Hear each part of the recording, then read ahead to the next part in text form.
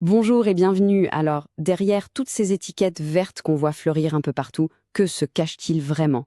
Aujourd'hui, on va plonger dans le monde fascinant et parfois un peu trouble du greenwashing pour décortiquer les belles promesses de la finance et de l'immobilier. Voilà la question centrale. On nous propose de plus en plus de produits d'épargne divers, des appartements éco-responsables, mais au fond, comment savoir si la promesse est vraiment à la hauteur de la réalité? C'est ce qu'on va essayer de démêler ensemble. Il faut le dire, la promesse est incroyablement séduisante. L'idée de pouvoir aligner ses finances avec ses valeurs, de bien faire en faisant le bien, ça a créé un appel d'air absolument massif. Sauf que, comme on va le voir, la réalité est bien plus nuancée, pour ne pas dire carrément floue. Alors d'où vient ce grand flou?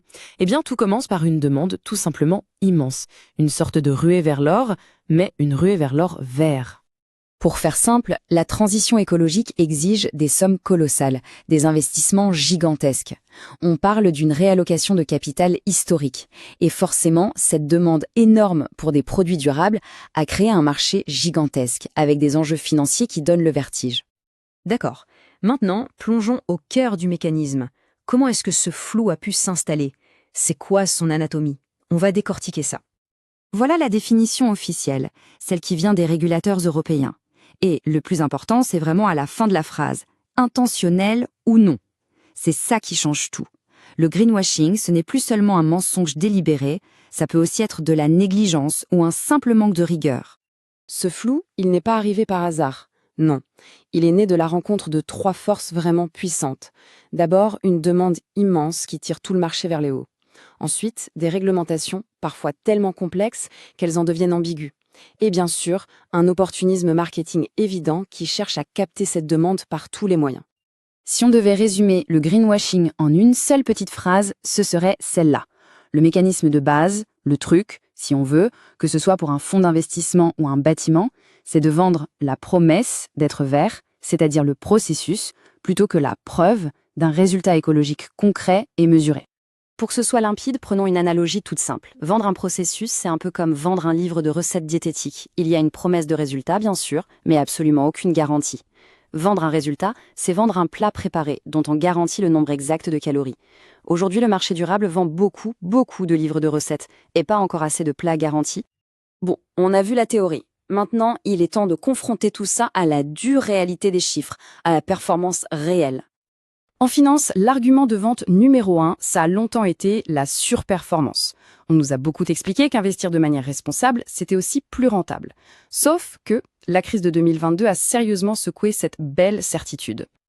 Alors qu'est-ce que nous dit ce tableau? Sur le long terme, 5 ou 10 ans, on voit que la performance des fonds ESG est quasiment identique à celle du marché global. Pas de surperformance magique. Mais le choc de 2022, lui, raconte autre chose. La flambée des prix de l'énergie, un secteur souvent exclu des fonds verts, a entraîné une sous-performance. La preuve que l'impact réel peut avoir un coût financier, en tout cas à court terme. Et si les chiffres de la finance font déjà réfléchir, attendez de voir ceux de l'immobilier. Parce que là, le fossé entre la promesse d'une étiquette et la réalité physique, c'est tout simplement stupéfiant. Accrochez-vous, voici le paradoxe fondamental qui régit tout le marché aujourd'hui. D'un côté, on a des études scientifiques qui prouvent que la consommation réelle d'énergie varie très peu d'une étiquette à l'autre. Et de l'autre côté, le marché, lui, crée des écarts de prix gigantesques basés sur cette même étiquette. En clair, l'étiquette est techniquement fausse, mais financièrement, elle est vraie. Et pourquoi ce paradoxe? L'explication, elle est comportementale. C'est nous, en fait.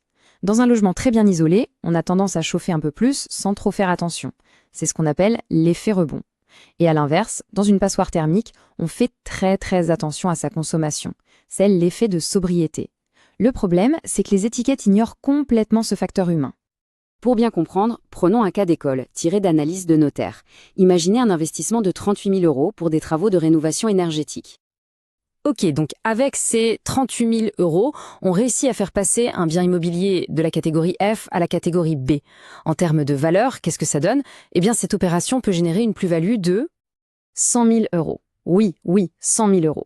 C'est une opération que les professionnels du secteur qualifient eux-mêmes de magique. Mais la vraie question, c'est qu'est-ce que ces 38 000 € ont réellement acheté? Et voilà, on y est. Le point crucial. L'investissement n'a pas acheté une performance énergétique réelle et mesurable. Non. Il a acheté un changement de lettre sur un document administratif.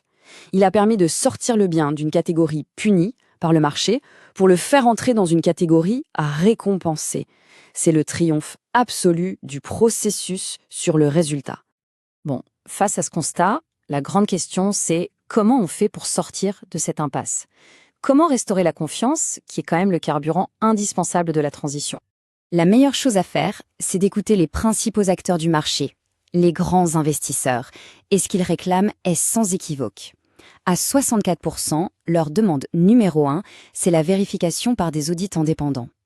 En gros, ce qu'ils disent, c'est que la confiance doit être prouvée, pas seulement déclarée. La voie à suivre semble donc assez claire. Il faut passer à la vitesse supérieure. Passer de l'ESG, souvent un peu flou, à l'investissement à impact, qui lui exige de mesurer concrètement les résultats.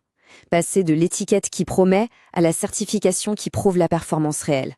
En somme, il s'agit de basculer d'une culture de la déclaration à une véritable culture de la preuve. C'est ça, le mouvement de fond. La finance durable est tout simplement en train de mûrir. Après une première phase un peu adolescente, basée sur la promesse et le marketing, elle entre dans une phase de maturité où seule la preuve mesurable permettra de gagner et surtout de conserver la confiance. Donc voilà, la prochaine fois qu'une étiquette verte se présente, la question à se poser est finalement assez simple. Est-ce qu'on nous vend un processus, une belle histoire, ou bien est-ce qu'on nous vend un résultat concret et vérifiable? C'est la clé pour naviguer dans ce marché complexe et faire des choix vraiment éclairés.